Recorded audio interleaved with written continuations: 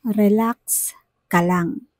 Ang sabi sa Psalm 51 verse 12, ang galak na dulot ng iyong pagliligtas, ibalik at ako po'y gagawin mong tapat. Wala kang pwedeng gawin para itakwil, kalimutan o bitawan ka pang muli ng Diyos.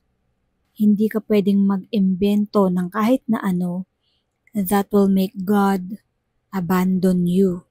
So stop being overly afraid or guilty.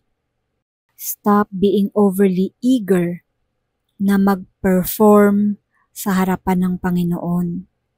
You can never lose God's love. Bakit?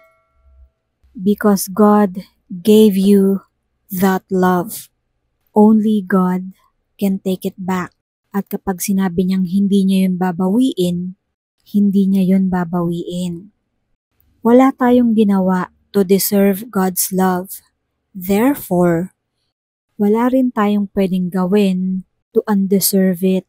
It is freely given by God through God's own will.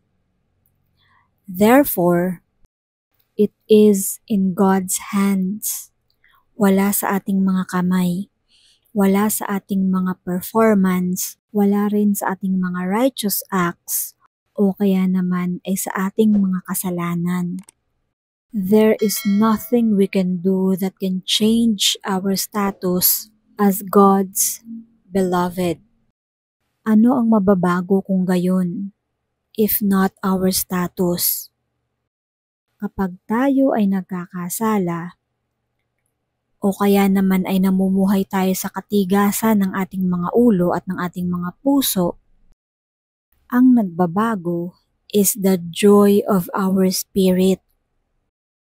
Noong magkasala si David, ang hiniling lamang niya ay maibalik yung dating ligaya ng kanyang espiritu.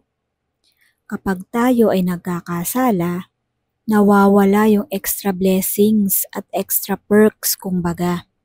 Parang tayong mga anak ng mga magulang natin. Pag nagkasala tayo, anak pa rin tayo.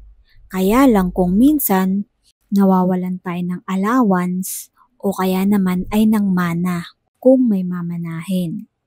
Dapat nga mas relax tayo ngayon kaysa laging nakakaramdam tayo ng guilt.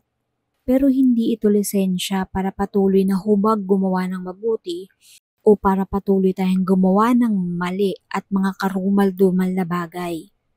Dapat nating pahalagahan yung katotohanan na wala tayong pwedeng gawin para malagot ang relasyon natin sa Diyos. Pero hindi ibig sabihin nun na may lisensya na tayong gumawa ng mga hindi mabuting bagay. Hindi mawawala yung pagiging anak natin ng Panginoon. Pero marami ang pwedeng mawala sa atin na perks at extra blessings.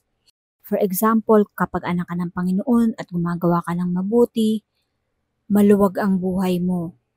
Prosperous ka. Hindi ka naghihirap. Pero pag patuloy kang gumawa ng mga karumal-dumal na bagay, anak ka pa rin ng Panginoon, pero hindi ka pagpapalain. O kaya naman nahirap ka sa buhay.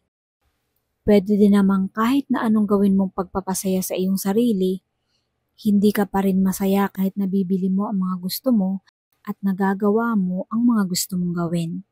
Yun lang ang simpleng halimbawa nun. So pwede tayong mag-relax habang patuloy na gumagawa ng mabuti habang tayo ay nandito pa sa earth. God bless us all.